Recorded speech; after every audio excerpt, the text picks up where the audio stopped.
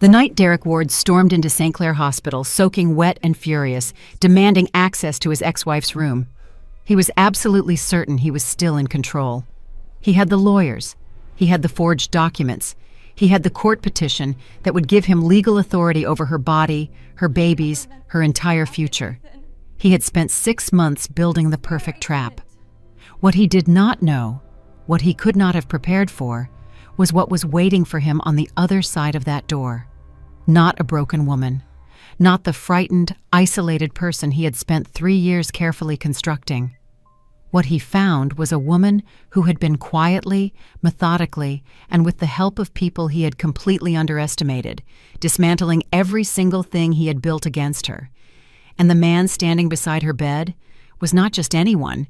He was the CEO whose company Derek had been trying to impress for 2 years. The father of the triplets Derek had been planning to use as leverage, and the last person on earth who was going to let Derek Ward walk through that door.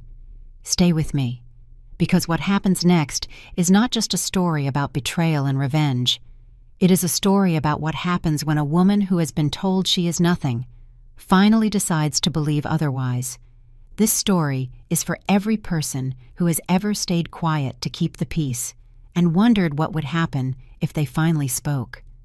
What you are about to hear is more than drama. It is a reminder that the people who work hardest to convince you that you are weak are usually the ones most afraid of your strength. If this story reaches something real in you today, if any part of it feels familiar, share it with someone who needs to hear it. Like this video so it finds the people who are still looking for the exit.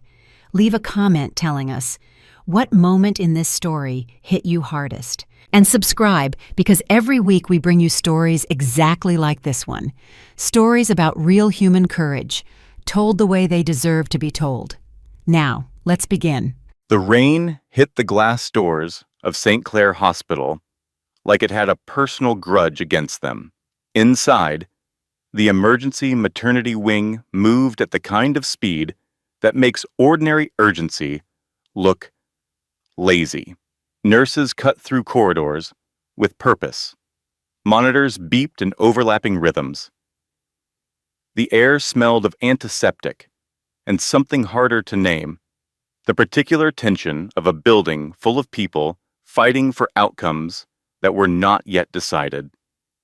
On the 6th floor, in a private room with 3 fetal monitors glowing soft green against the dark, a woman named Ava Mitchell lay with both hands pressed flat against her stomach. Her face was pale. Her breathing was shallow. She had been awake for 31 hours, 3 heartbeats on the screen, one of them flickering. She watched the lines move and whispered something too quiet for the nurses to hear. Downstairs, the lobby doors burst open. A man in a soaked designer coat walked in like he owned the building and was deciding whether to sell it. He moved directly to the reception desk and placed both palms flat on the counter with the deliberate force of someone who had never once in his life been told to wait. "My wife," he said. "Ava Mitchell. She is upstairs. I need access to her room immediately." The receptionist, barely 20, working the overnight shift, completely unimpressed, looked up from her screen. "Sir," she said, "she's listed here as your ex-wife. There's a difference." The man's jaw tightened. Security began moving toward him, and somewhere on the 6th floor, a monitor flickered, and a woman who had spent 3 years learning to disappear pressed her hands harder against the 3 small lives inside her and said, very quietly, "Hold on." 6 months earlier, Ava Mitchell was the kind of person hospitals quietly depended on without fully noticing. An ICU nurse, West Village apartment barely wide enough for a couch, a bookshelf she'd never finished filling, and a collection of half-read novels stacked beside the radiator. She made decent money, tipped 20% at diners because she remembered being a waitress, and considered a full night's sleep one of life's genuine luxuries. She was not the kind of woman powerful men noticed. Which was why, when Derek Ward laughed instead of scowling the night she accidentally poured sparkling water on his shoes at a charity fundraiser, she thought she'd misjudged him. She was working the event, not attending it.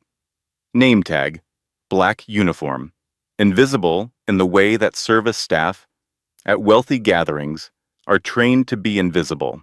Derek was floating through the room in a suit that probably cost more than her monthly rent, surrounded by the particular glow that money and confidence create when they exist in the same person. He looked down at his soaked shoe. He laughed. "You have kind eyes," he said. She should have said thank you and moved on. She almost did. He said she deserved better than name tags and night shifts. He said it gently, like he meant it, which was the most dangerous version of that sentence. Here is something nobody tells you about charming men. The ones who move fastest are usually running from something. When someone tries to become your whole world in 90 days, the right question is not, how did I get so lucky? The right question is, what are they replacing? But Ava was 31 and tired in a way that had nothing to do with sleep, and Derek Ward was attentive and certain and there. Within a year, she left the NICU for his penthouse in Tribeca. Marble floors, floor-to-ceiling windows, walk-in closets she could have parked a car in. She told herself this was just life-changing shape. She told herself the feeling in her stomach, low, persistent, wrong, was just adjustment. Then the cracks appeared. He suggested she quit nursing. His money was enough. He didn't like her working late around so many men. He didn't care for her friend Caroline. Too loud, too opinionated, too much.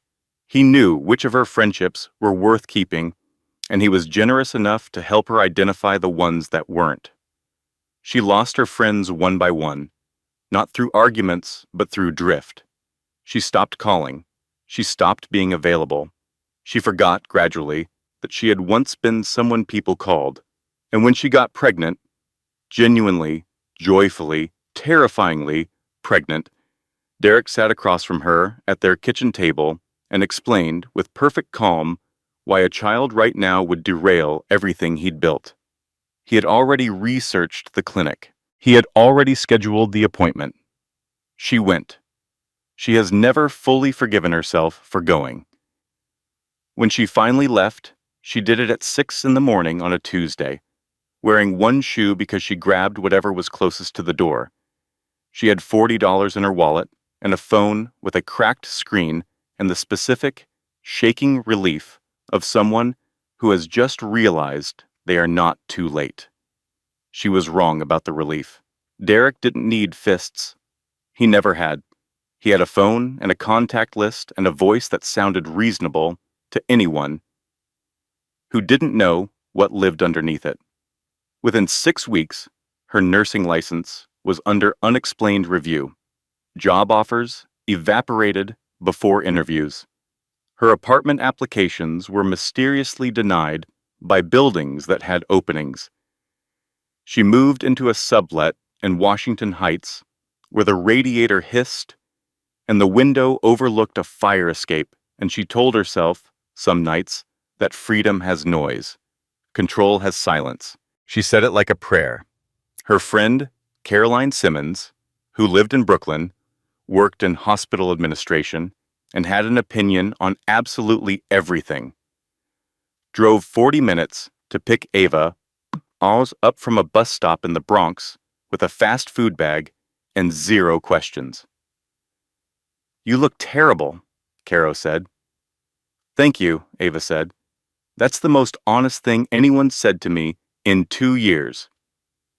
Caro drove in silence for a block and a half. Then, I looked him up. His LinkedIn photo has soft lighting. That's not a crime. Men with soft lighting LinkedIn photos are always dangerous, Ava. Always. I have a theory. She merged onto the bridge. Twice divorced, apparently. You researched him. I was concerned. Also, bored. Mostly concerned. She handed Ava a sandwich, without looking away from the road. Eat something. We'll figure out the rest later. The rest was harder than either of them said out loud. Ava worked event catering, convention staffing, anything that paid and didn't require references she no longer had. She walked with her hood up. She sat with her back to restaurant walls. She jumped at phones ringing in other people's pockets. She was fine. She told everyone she was fine. She told herself most often. It was at a corporate technology conference, where she was setting up catering on the 14th floor of a glass building on Park Avenue, that her body finally gave her honest feedback. One moment she was carrying a tray of champagne flutes. The next, she was on the floor, looking up at a ceiling tile, with no memory of sitting down. When she woke, there was a man in the chair beside her hospital bed. He looked like he hadn't slept. He had the kind of face that appeared on business magazine covers, sharp-boned, serious, the sort of handsome that comes from good structure rather than effort. But he was sitting in a plastic hospital chair with his elbows on his knees, and he looked less like a billionaire and more like a man at the end of a long argument with himself. "I'm Ethan Calloway," he said. She recognized the name. "You don't have to stay," she said. "I know," he said. He didn't move. Ethan Calloway had built his company from a 2-bedroom apartment in Queens, using a laptop, a folding table, and approximately 4 hours of sleep per night for 3 consecutive years. By 35, he was worth $2 billion. By 38, when his wife Claire was diagnosed with stage 4 ovarian cancer, he was worth $6 billion and had recently learned that there existed a category of problem that money could not solve. Claire died on a Tuesday in March. She was 36 years old. She liked early morning walks, terrible reality television, and the particular kind of laugh that starts before the funny part is finished.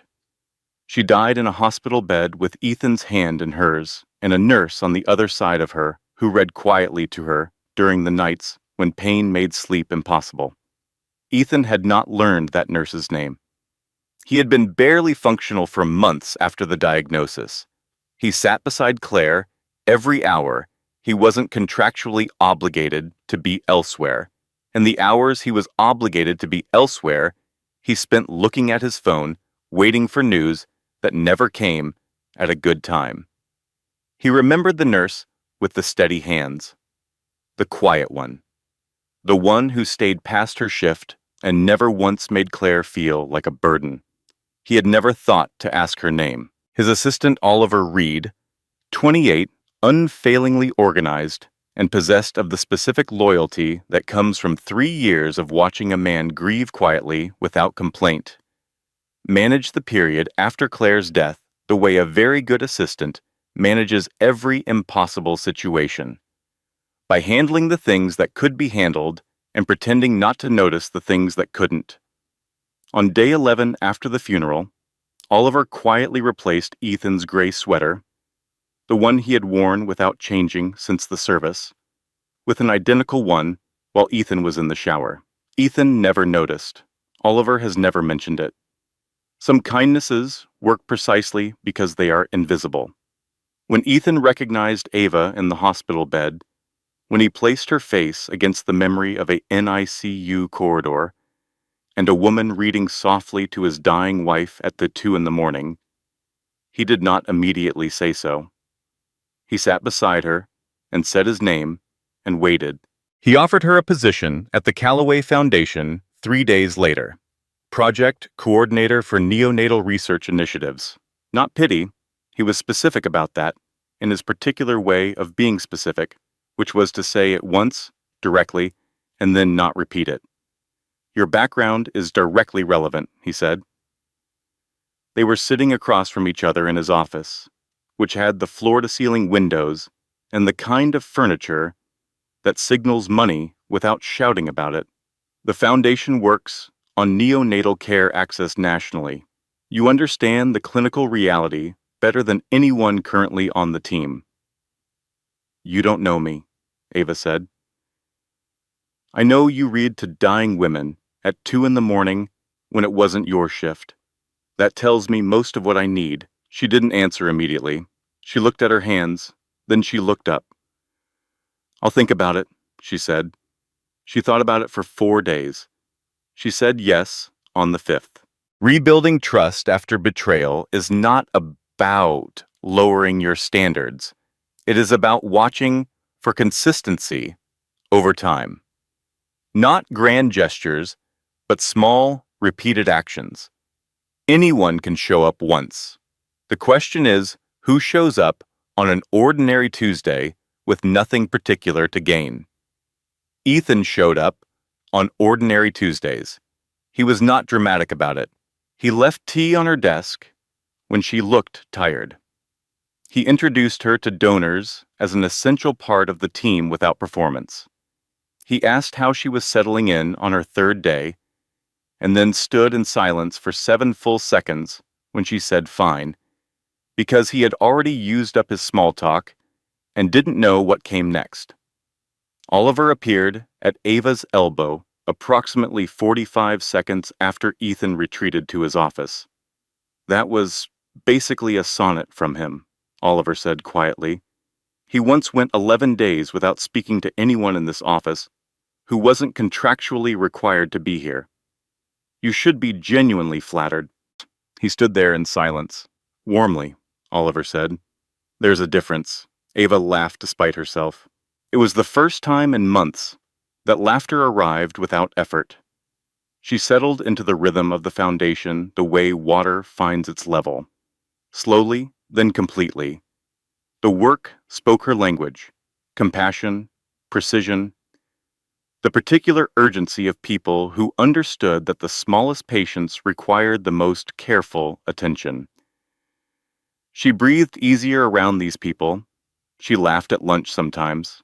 She arrived early some mornings just to watch the sun come up over Central Park through the corner windows. She was not fully healed. She knew that. But she was moving forward instead of sideways, which was something she had not been able to say in a long time. What she did not know was that across the city, in a penthouse where the furniture was expensive and the air felt thinner somehow, a man was opening a manila envelope. Derek Ward spread the photographs across his kitchen island. 8 photos, different days. Ava entering the Callaway building on Park Avenue. Ava in conversation with a man whose face was partially turned away. Ava standing at a window on an upper floor, not hiding, not hunched, not small. He looked at the photographs for a long time. Then he looked at the man in the turned away photograph. He had seen that face on magazine covers. He picked up his phone. Get me everything on Ethan Callaway, he said. Everything. He set the photos down carefully. He poured himself a drink. He looked at the photograph of Ava standing in a window. Her face turned toward light, and his expression was not grief and it was not love. It was the specific, dangerous expression of a man who has just decided that something that belongs to him has forgotten its place. The Plaza Hotel ballroom, in December, looked the way wealth looks when it is not trying, which is to say, effortlessly overwhelming. Crystal chandeliers sent fractured light across marble floors. Women in evening gowns drifted between tables. Men in tuxedos conducted business disguised as socializing. The string quartet in the corner played Vivaldi, and nobody listened, but everyone was glad it was there. Ava had spent 6 weeks building this event from the logistics up. Donor seating, floral arrangements, the lighting calculations that made the difference between a room that felt warm and a room that just looked expensive. She knew every vendor, every timeline, every contingency. She was wearing navy blue, borrowed from Caro, who had spent 45 minutes before the car arrived explaining that Ava looked, and she was quoting directly, objectively stunning. And she was saying that as someone who had personally witnessed Ava eat cereal out of a measuring cup at 2 in the morning, so the bar for this assessment was very calibrated. For the first hour, the event was everything Ava had worked for. Donors engaged. The neonatal program presentation received applause that sounded genuine rather than polite. She moved between tables, checking details, and twice she caught Ethan watching her from across the room with an expression she couldn't quite name. Steady, attentive, something quieter than admiration, but in the same neighborhood. She was adjusting a centerpiece near the east wall when the main doors opened. The particular way a room changes when a certain kind of person enters is difficult to describe to someone who has not experienced it. The air doesn't move differently, the sound doesn't change exactly, but something shifts. A collective tightening, a subtle reorientation of attention, like a room of animals that have collectively registered something that might be a threat.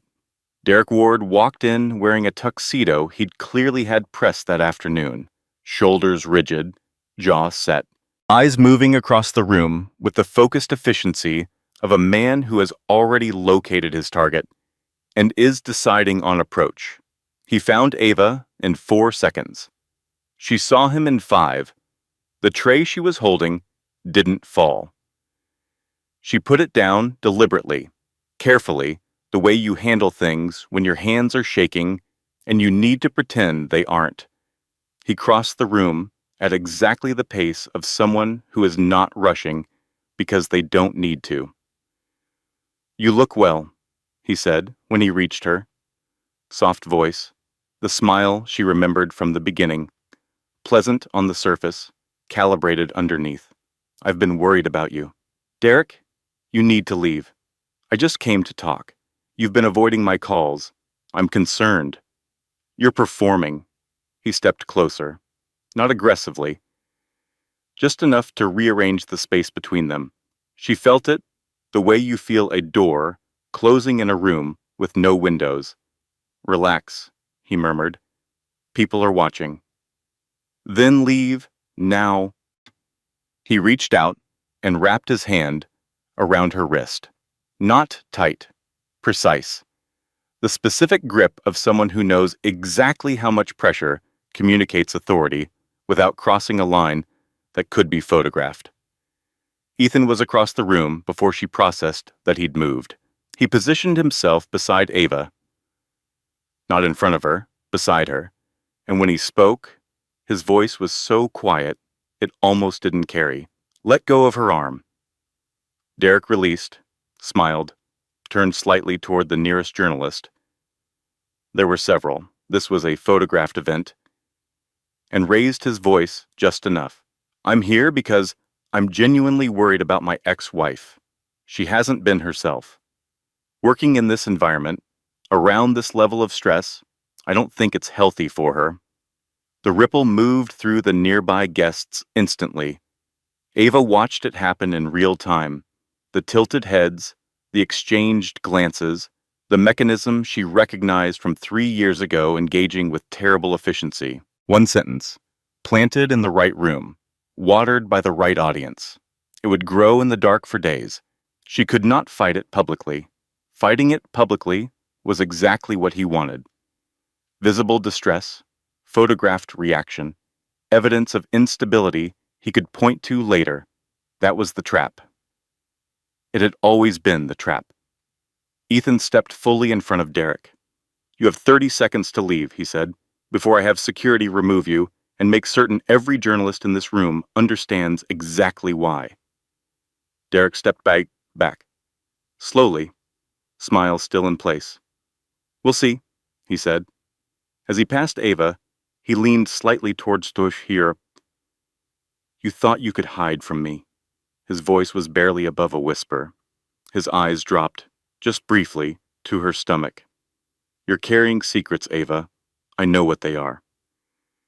He walked toward the exit. Security moved to escort him out. Ava stood very still. He knew. She hadn't told anyone. She was 11 weeks along, and she had been telling herself she would figure out what came next before she said anything out loud. She had been carrying it alone in the specific silence of someone managing one crisis at a time. Derek knew. The bathroom tile was cold. She didn't remember getting there. She was sitting on the floor with her back against the wall and both hands pressed over her face when she heard the door open. Ethan sat on the floor beside her, not close enough to crowd, present enough to matter. Several seconds of silence. "I hate this tile," he said finally. "We spent $40,000 on this event, and the bathroom tile is genuinely offensive." The laugh came out of her before she could stop it. The kind of laugh that cracks something open that has been sealed too long. Then she said the word she had been carrying alone for 11 weeks. "Ethan?" Her voice was unsteady. "I'm pregnant." The silence became a different shape. "Triplets." He looked at her for a long moment. Something moved across his face that she couldn't quite read. Not alarm, not withdrawal, but a kind of reckoning. "And you've been carrying this alone," he said. "I didn't want to make it your problem. Ava, you have a company, an IPO, a life that functions. You don't need... I need you alive and not fighting this alone." The words came out with more urgency than he'd clearly planned. He stopped, steadied. "That's what I need." She looked at him on the bathroom floor of the Plaza Hotel, in a rented tuxedo, completely undignified, absolutely serious, and felt something she had not felt in a very long time, like someone was standing between her and the storm without keeping bound to running tally of what it cost them. She didn't say anything, but she stopped trying to stand up alone.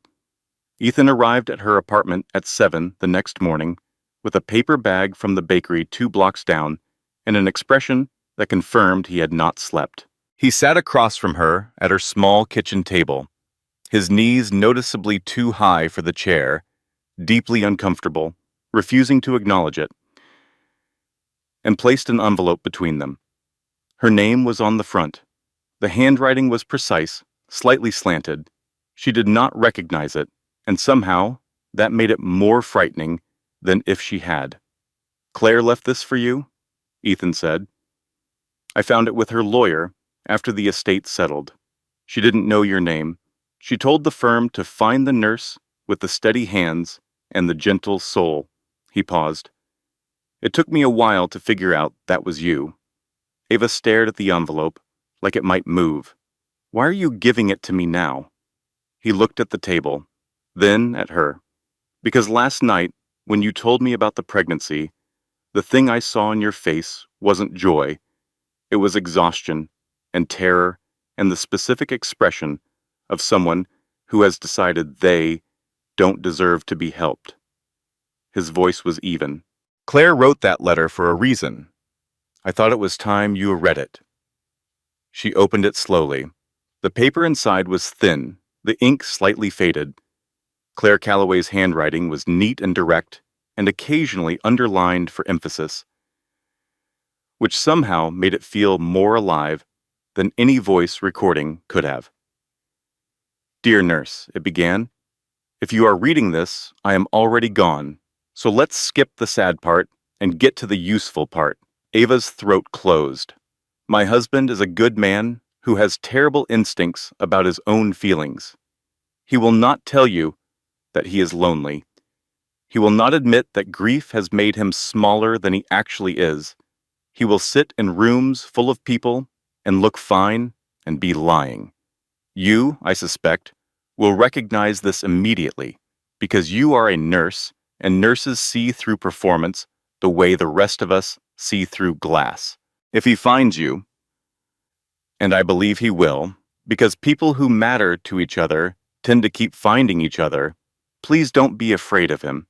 He is better than he appears, which is saying something because he appears quite decent. Ethan's jaw was working. He was looking at the window. She was funnier than me, he said finally. I noticed, Ava said. You have a steadiness he needs, Claire's letter continued. And I think, though I've only known you in the specific intimacy of very bad nights, that you need someone who shows up. He shows up. It is almost the only thing he does reliably, but he does it every single time. I am not asking you to love him. I'm asking you not to run from the possibility. You deserve a life that isn't about surviving. Ava set the letter down and pressed both hands over her face, not to hide, just to hold herself together while the thing that had been slowly building in her chest for months finally broke the surface. Ethan waited. He was very good at waiting. Ethan, she said finally, I can't let him do this again. Derek. He'll use the pregnancy. He'll use the babies. He'll use any lawyer he can find and any story he can construct. And I know. You don't know what he's capable of. Then tell me. She told him. All of it. The nursing license, the apartment applications, the network of quiet professional assassinations that had followed her out of his penthouse like a shadow she couldn't outpace. He listened without interrupting. When she finished, he reached into the inner pocket of his jacket and placed a small stack of documents on the table beside Claire's letter. Restraining order filings, a security detail roster, a legal declaration of paternity bearing his signature. Ava stared at it. You already filed? Last night, after the gala. He was matter-of-fact about it.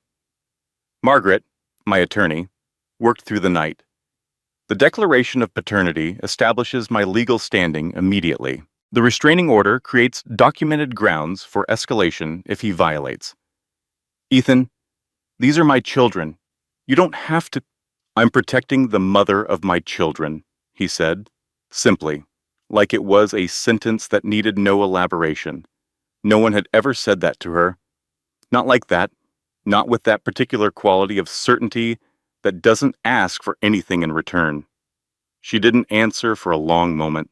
He reached into his jacket pocket again and produced a small velvet box, not a ring. She registered that instantly, and the register of her own relief was information she filed away for later. Inside was a delicate necklace, a thin chain with a simple pendant that caught the morning light. Claire asked that you have this, he said. She described it as armor for someone who didn't know yet that she needed it. He clasped it around her neck. The metal was cool. She looked at her reflection in the dark window of the microwave. Messy hair, tired eyes. A necklace that belonged to a woman who had thought about her kindness enough to leave her something. For the first time in a long time, what she saw, looking back at her, was not someone hiding. Then her phone buzzed. Unknown number, one photograph. Derek Ward standing on the sidewalk directly below her building. Face tilted upward, staring at her window. Below it, one line of text. Did you really think a restraining order stops me? Margaret Holloway arrived at Ethan's penthouse at 9 the following morning, carrying a briefcase and the expression of a surgeon who has found something in the imaging she did not expect. She set her tablet on the kitchen island and turned it to face them both. There's a leak inside the Callaway organization, she said. Ethan went completely still.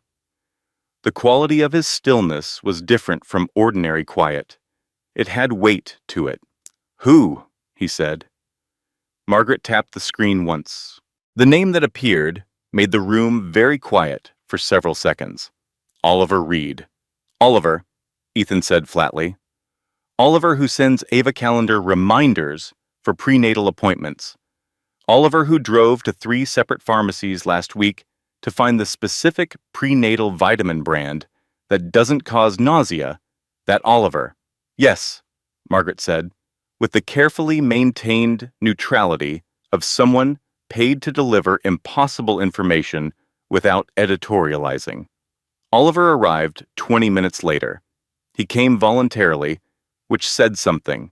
He stood in the entrance of the penthouse with his hands visible and his face doing the particular work of a person who has spent several days preparing to confess to something and has not found a version of the confession that makes it sound less bad. He had not been bought. He had been threatened. Derek had assembled a file on Oliver's younger sister, a nurse at a hospital in Connecticut, who had made a minor administrative documentation error 2 years earlier, the kind that could be catastrophic with the right people paying attention to it. Derek had made clear he had the right people's attention ready. Oliver chose his sister. He understood that did not make it right. He said so several times in slightly different words while staring at a point approximately 6 inches above the kitchen floor. He told me Ava was unstable, Oliver said. He showed me documents. He said she was a risk to herself and to the pregnancy and that he was trying to help her. He said he just needed to know her schedule so he could make sure she was safe. He stopped. I told myself I believed him because believing him made me the person helping rather than the person betraying. Ethan was quiet for a moment. What did you give him? Your schedule, her medical appointment times, building access logs. The silence stretched. He knew when she'd be alone, Ethan said.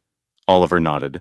His face had collapsed into something that was past guilt and working its way toward genuine devastation. Get out of this building, Ethan said, and call my office on Monday because you are not fired. You are being transferred to the Foundation's Seattle branch until I determine what comes next. Oliver blinked. You're not... I am furious with you, Ethan said. That is a separate category from fired. He turned back to the window. Also, contact your sister today. Have her retain an attorney. I will cover the retainer. Caro, informed of events by phone approximately 40 minutes later, was briefly speechless. He's terrifying and decent, she said finally. That is genuinely unfair to every other man currently alive. Oliver's final piece of information was the one that reached into the room and rearranged everything. Derek had accessed Ava's most recent ultrasound report before she did.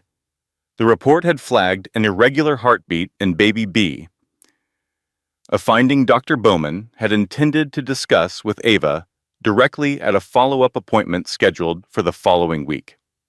The irregularity was noted, not alarming, a standard monitoring flag. Derek had seen it first. He had also, according to forensic review of the hospital's digital records, attempted to log into the system a second time, not to read, to edit. He had tried to alter the record to indicate that Ava had refused recommended monitoring treatment. Ava absorbed this, sitting on the edge of the couch with both hands in her lap. He hadn't just been following her. He had been trying to construct a version of her on paper, in systems, in official records that was dangerous, negligent, unfit. A woman who couldn't be trusted with her own body. A woman who needed someone else to make decisions for her, the same cage, different documents. I can't keep doing this. But this Tom, she said. Her voice was very quiet. I cannot fight him and grow 3 human beings at the same time. I am one person. One of the most dangerous things survivors of controlling relationships carry forward is the belief that asking for help is weakness. It is not. It is strategy. You cannot win a war on 2 fronts by yourself. The people who love you are not a burden. They are your reserves. Ethan sat beside her. Then stop fighting him alone, he said. She looked at him. Let me fight the legal war, he said. You fight the biological one. Those are both full-time positions. She breathed in slowly, out slowly. Okay, she said.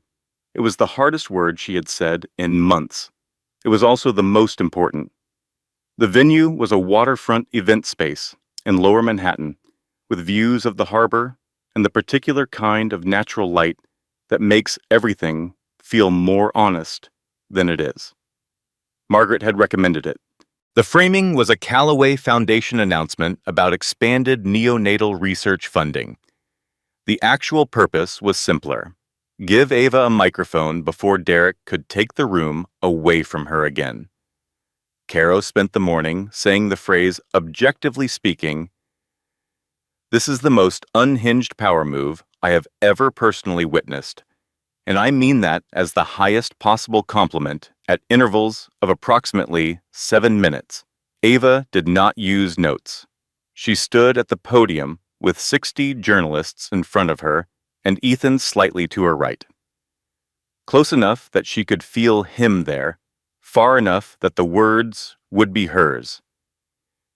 And she began with the only true thing she knew how to start with. My name is Ava Mitchell, and I'm here today because someone has spent 3 years deciding my story for me. I'd like to take it back. The room found its silence quickly. She named the pattern. Not just Derek by name. The pattern. The isolation disguised as protection. The financial dependency constructed as love.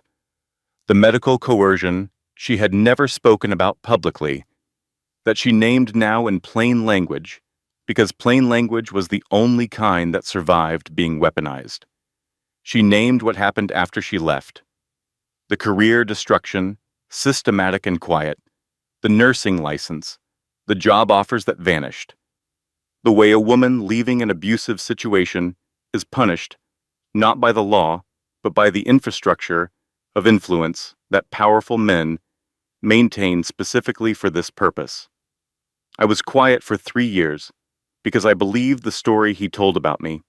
I was unreliable, unstable, difficult. I believed it long enough that I almost forgot I had built a career on being someone families trusted with their most fragile children. She paused. I am not unstable. I am a woman who survived something, and I am standing here, and I am choosing to say his name, not because he deserves the attention, because I deserve the freedom. The response was immediate. Microphones, recorders, the contained electricity of a room that has just received something it can use. For 48 hours, it worked. The story ran across every major outlet by evening. 3 separate journalists contacted Derek's publicist for comment and received non-responses that read like exactly what they were. Margaret filed a formal police report, compiling 2 years of documented incidents into a single coherent timeline. The district attorney's office made preliminary contact. Caro came to the penthouse with sparkling grape juice for Ava and actual champagne for everyone else, and declared that victory should always be celebrated on the floor because it keeps you humble. She was sitting cross-legged on the kitchen floor of a $12 million penthouse explaining this philosophy when Ethan appeared in the doorway holding a glass of champagne with the expression of a man who has genuinely never considered sitting on a floor voluntarily. You could join us, Ava said. I'm comfortable here. Ethan. I don't sit on floors. Ethan. He sat on the floor. His face for the duration suggested this was a significant, personal sacrifice that he expected to be remembered. Dr. Bowman called the next morning with the scan results. All 3 heartbeats were steady. Baby B had strengthened measurably. The irregular pattern from the previous report had resolved. Ava stood at the penthouse window, looking out at the city, and let herself feel, for 48 hours, like something was over. Then Margaret's phone rang at 11:30 at night. She came into the living room where Ava was reading, and her expression was the expression Ava had learned to read on her face. The carefully controlled delivery of bad news by someone who has practiced not letting bad news show. Derek filed an emergency court petition tonight, Margaret said. Psychological unfitness, temporary medical conservatorship, Ava set her book down. The petition claims you are a risk to the pregnancy.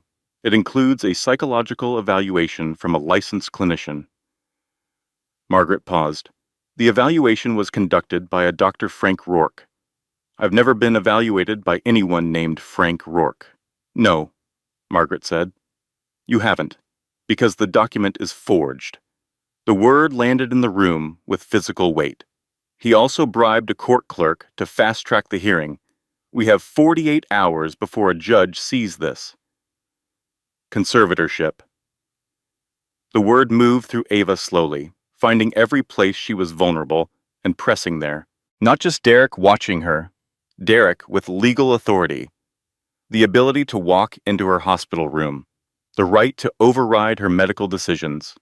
The exact mechanism of control he had always used, now laminated and court-stamped. He's doing it again, she said. Her voice was very quiet. Different paperwork, same cage. She looked at her hands, the hands that had steadied 100 fragile newborns, the hands that had signed the divorce papers she had believed would free her. I am so tired, she said. Not broken, tired. There was a difference, and in that moment, the difference was everything. The emergency hearing happened in a judge's chambers rather than a courtroom. Smaller, faster, the legal equivalent of triage. Derek's attorney, James Pruitt, presented the forged psychological evaluation with the polished confidence of someone who had rehearsed the presentation 3 times. The judge was skeptical. The paperwork was technically in order. He ordered an independent court-appointed evaluation within 24 hours before any ruling would be made. This sounded like a partial victory. It lasted approximately 40 minutes. Margaret's investigator identified the evaluator Derek had requested, and the professional relationship between that evaluator and Pruitt's firm, a relationship that had produced favorable assessments in 2 previous cases where the outcomes had subsequently been reviewed. He didn't just file the petition, Margaret said. She was standing in the hospital hallway, phone in one hand, 3 different documents in the other, looking like someone running 3 parallel calculations simultaneously. He pre-selected the evaluator. He is trying to control the outcome of his own investigation. Document everything, continuously and immediately. Dates, times, witnesses, messages. Courts respond to patterns, not individual incidents. A single event is deniable. A documented timeline tells the story that any single moment cannot tell by itself. Ava had been documenting. Margaret had been filing. The paper trail existed, but Derek had been building his own, and his had a head start. Document your abuser's pattern. Not just their actions, the pattern. Ava was at St. Clair for an urgent monitoring appointment when Dr. Bowman asked her to sit down. A physician asking you to sit down before delivering information is its own category of sentence. Baby B's heartbeat is irregular again, Dr. Bowman said. More significantly than before. Your cortisol levels have been elevated for an extended period, and your body is not distinguishing between a legal threat and a physical one. To your nervous system, Derek in a courtroom is Derek at the door. She was direct, but not unkind. Baby B is responding to both, so I stop fighting. I'm saying that your nervous system needs something to tell it.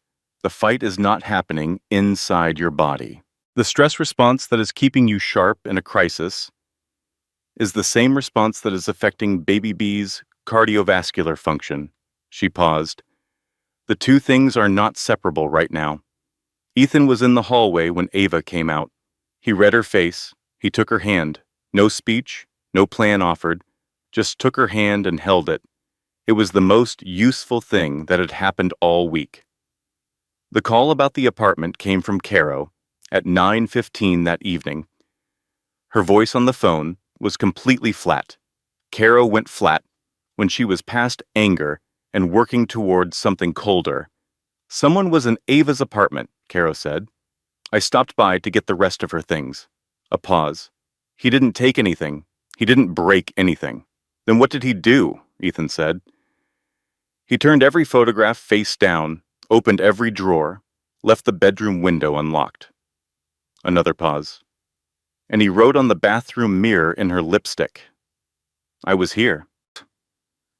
The silence on the line lasted several seconds. He wanted her to know, Caro said. Her voice had dropped to something very controlled. He went into her home while she was at the hospital worrying about her babies, and he wanted her to know he could get there anytime he wanted. When Ava heard, she didn't cry. She went quiet in the specific way she went quiet when she was making a decision rather than processing an emotion. "He wanted me to know he could reach me anywhere," she said, a pause. "So I need to go somewhere he can't follow." She looked at Ethan. "Is your offer still open?" "It was never an offer," he said. "It's your home for as long as you need it." The court overrode Derek's requested evaluator after Margaret presented a 6-page document detailing the professional connection to Pruitt's firm. The replacement was a woman named Dr. Sarah Wentworth, court-appointed, independently contracted, known in New York legal circles for the specific quality of being entirely unbribable, which in certain circles was considered an almost eccentric character trait. She arrived at St. Clair Hospital with reading glasses and a clipboard and the demeanor of someone who had seen every manipulation tactic currently in existence and found all of them tedious.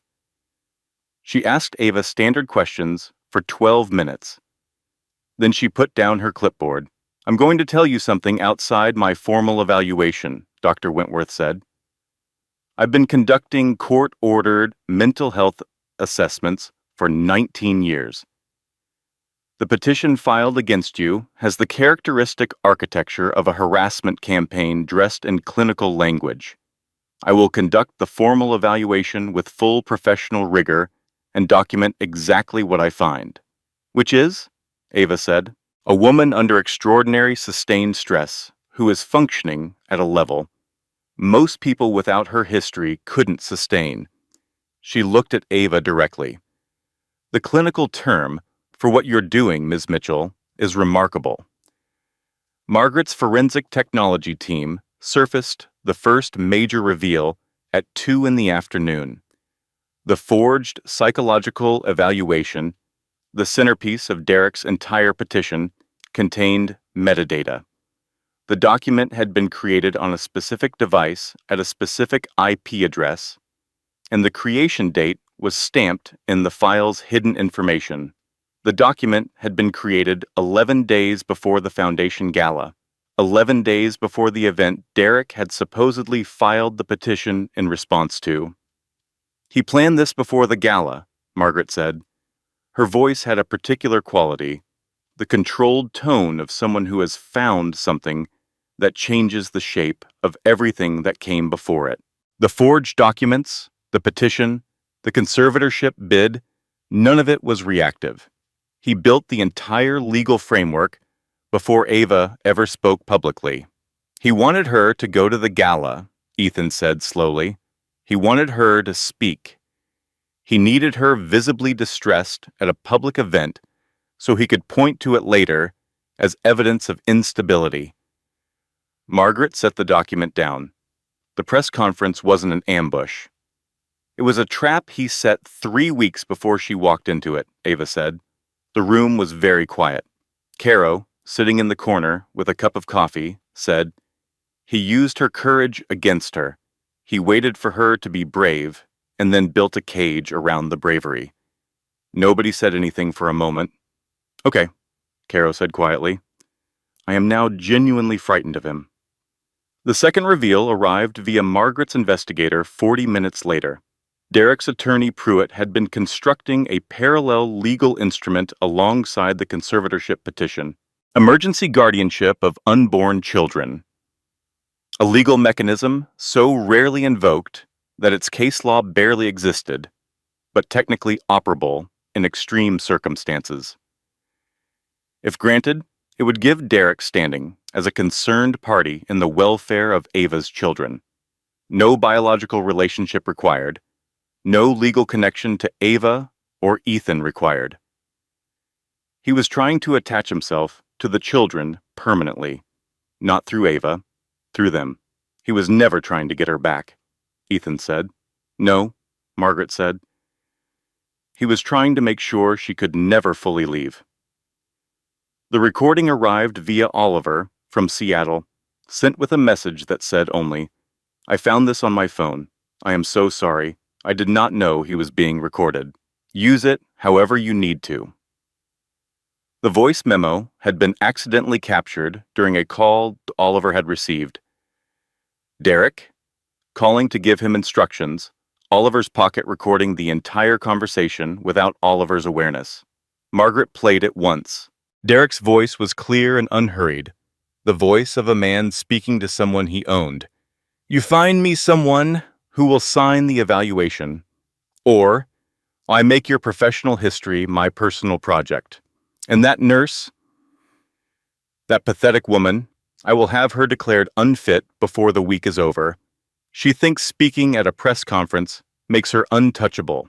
She has no idea what untouchable actually looks like." The recording ended. Margaret placed her phone on the table. "Extortion of a witness," she said. "Conspiracy to commit fraud. This recording goes to the district attorney tonight." She paused. "There will not be a courtroom. There will be an arrest." Derek arrived at St. Clair Hospital at 8:47 in the evening. The rain that had been threatening since noon arrived with him, which in retrospect felt appropriate. He came through the main entrance in a soaked designer coat, moving with the certainty of a man who has not yet understood that the walls have already closed. He reached the reception desk and placed both palms flat on the counter. "My wife is upstairs.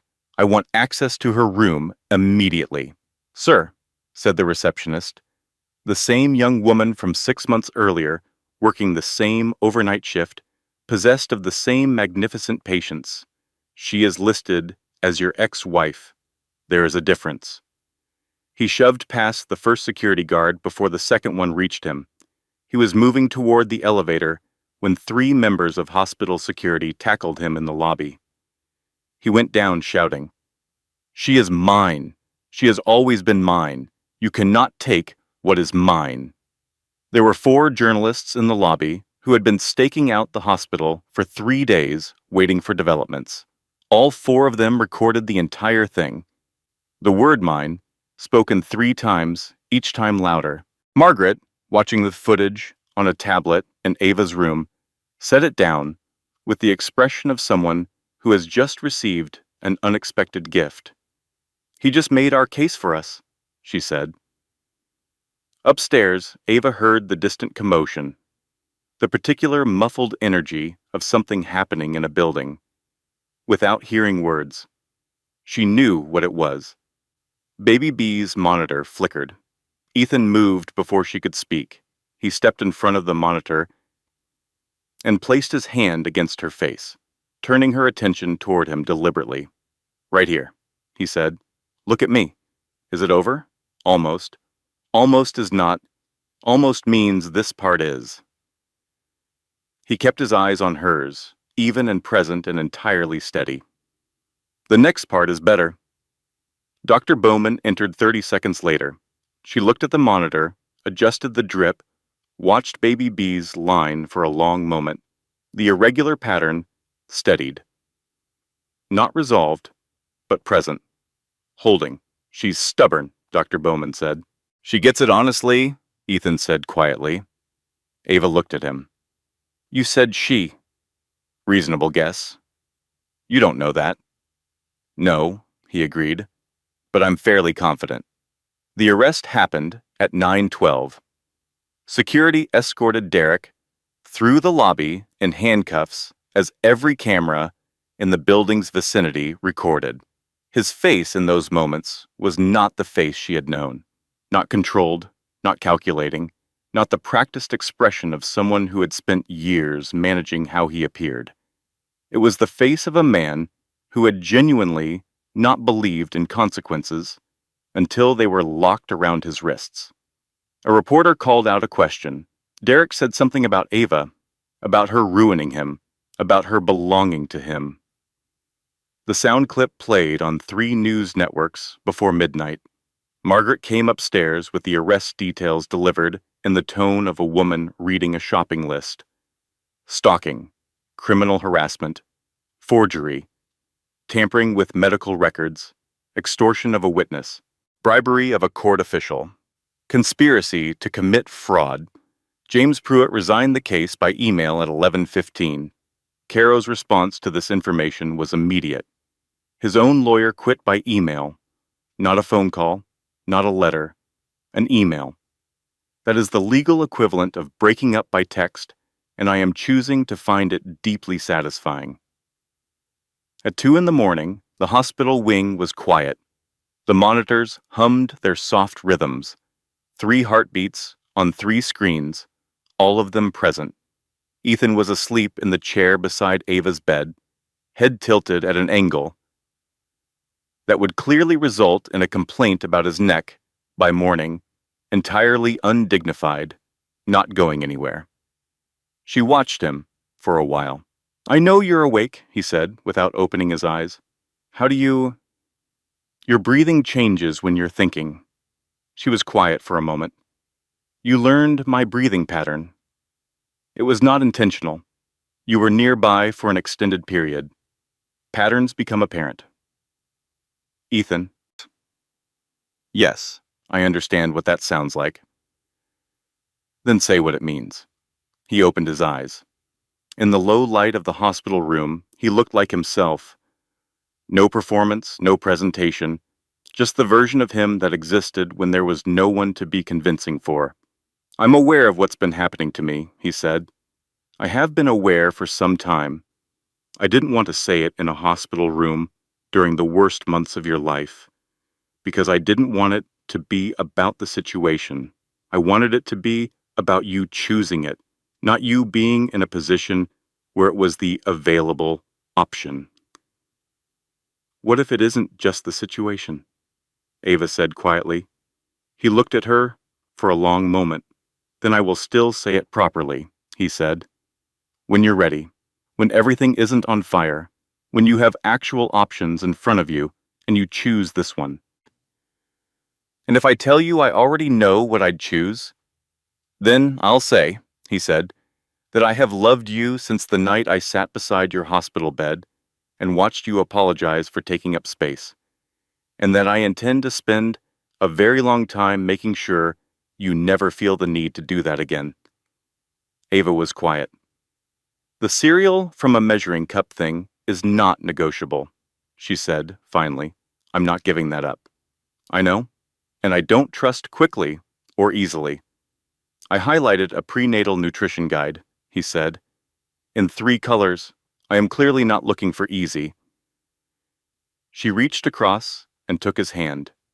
He held it without saying anything else, because some things do not need additional words, and Ethan Calloway had finally, after a considerable amount of time, learned which category this fell into.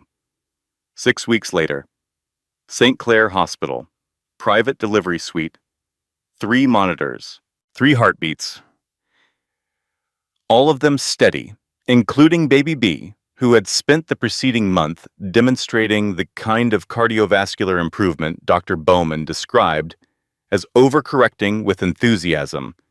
Baby B had apparently decided that the irregular pattern was behind her and she had opinions about it. Caro was in the waiting room. She had been there for 4 hours and 40 minutes.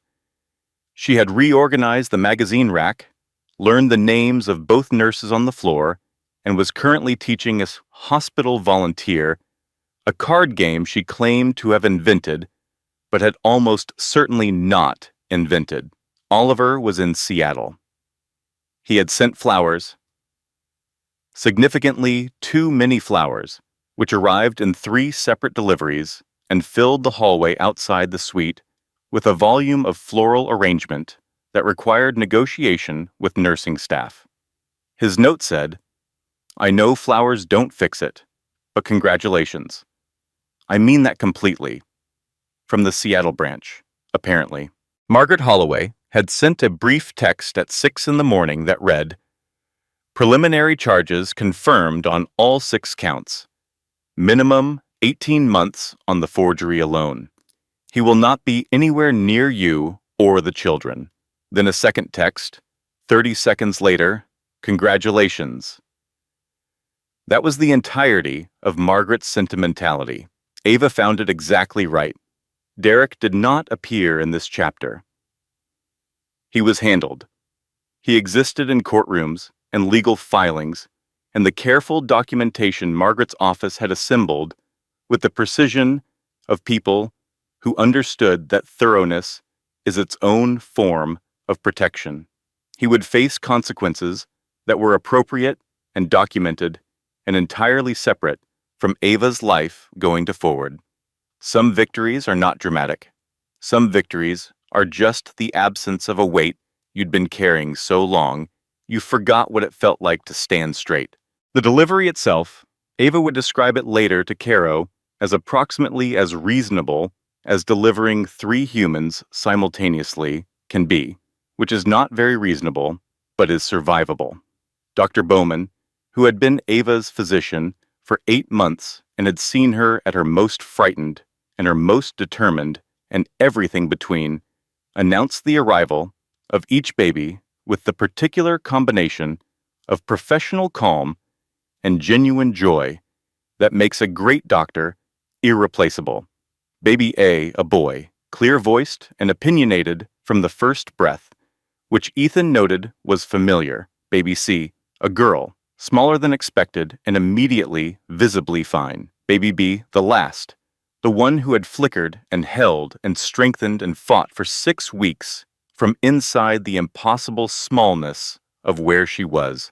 She came into the world furious and vocal and absolutely present.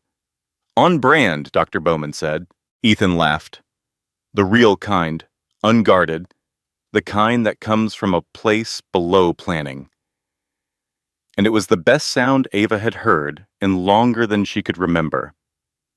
On the 3rd morning, winter sunlight came through the hospital windows at the particular angle that makes Manhattan look like it was designed rather than accumulated.